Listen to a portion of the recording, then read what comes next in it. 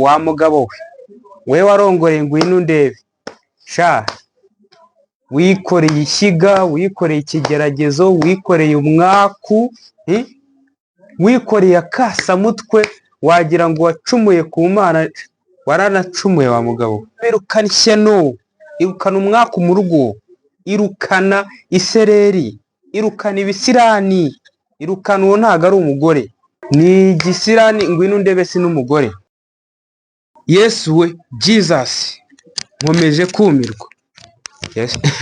Ntago ibintu ntago byoroshye. Reka mbanze kire mikoro yanjye hano, hanyuma nze mbahe ikintu bita ubwino rwose. Yewe hari ibintu mbona ngiye bikantera no kwiheba, nkibaza niba uyu ari umuntu utekereza cyangwa nta bwenge agira mu buzima, n'ubumujyana kuri toilette bukaba ntabwo. Uyu mugore bita ngo ni Ngwino undebe, Ngwino undebe wanyu, mise numva koko ni Ngwino undebe koko, so nakwanga kwita nabi. Ngo nyuma yuko uwo bita ngo si John afatiye murongi SABIN ndetse ngo na Jo Twinizi by'umwihariko bita Ngwino ndebe ngo bari gusambanira hariya ngo mu biryogo. Nyuma yaho uwo bita ngo Ngwino ndebe yongeye gufatwa ari gusambana n'umugabo w'umuhanzi ufite ofisi ahantu bita ngo Igikondo kuri Merezi ya mbere, ni hejuru y'ahantu hakorera beka, ahantu handitse ngo O'clock.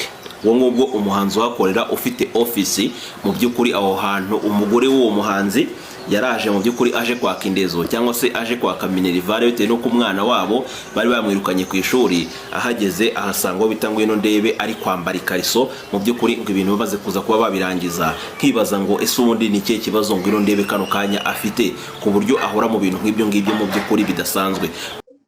Ngwino ndebe akomeje kuba Ngwino ndebe. Ibyo twebwe tugita igisirani cy'umuryango, ni igisirani cya famiye. Ni igisirani. Ngwino ndebe si n'umugore, uriya ni igisirani. Ubu se umugabo wamushatse ari jyewe. Dore n'ibi ngibi dore nibyo bitubuza kurongora, nibi bitubuza kurongora, nibi bigenda bikatubuza kumva twakitekereza. Undi umugabo warongoye Ngwino ndebe, nahita nirukana ishyano nkaribinga ku mugaragaro bose babireba. Ngwino ndebe akoze saga sambanye na SABIN, ibintu barabipfundikiye, barahoshahosha ibintu birinda birangira. None amaze koroherwa arongera bisubiyemo.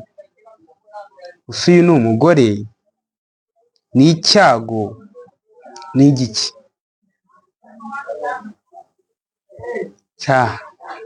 Umva ko bavuga sha, mwararongoye naho wa mugabo we warongoreye Ngwino ndebe sha, wikoreye ishyiga, wikoreye ikigeragezo, wikoreye umwaku, wikoreye akasamutwe, wagira ngo wacumuye ku Mana, waranacumuye wa mugabo.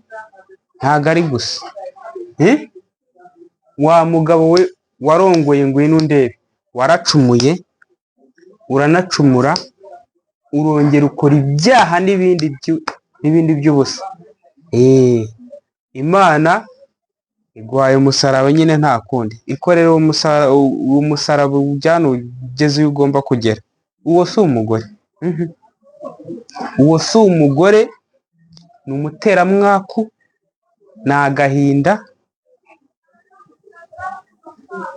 ni akasamutwe. Ngwino ndebe si ubwo ni igiki? Ubwo si cyo ni igiki? Byari ibintu numva nkahita nashyuha umutwe, nkumva umutwe uranandiye. Akagore bagafatiye mu busambanyi, ntihaciyeho n'umwaka byibuza ngo kajijishe. Iyo kajijishara iyo ngeso uzi ko hari umuntu uba waravumwe. uyu Ngwino undebe ni ikivumwe, ni ikivume. Uyu yaravumwe ntago ari umugore, uyu si umugore mu bagore. Wa mugabo we Ngwino undebe, irukana ishyano, irukana umwaka mu rugo, irukana isereri, irukana ibisirani, irukana uwo ntago ari umugore. Iryo ni ishyano. Iryo ni ishyano, si umugore.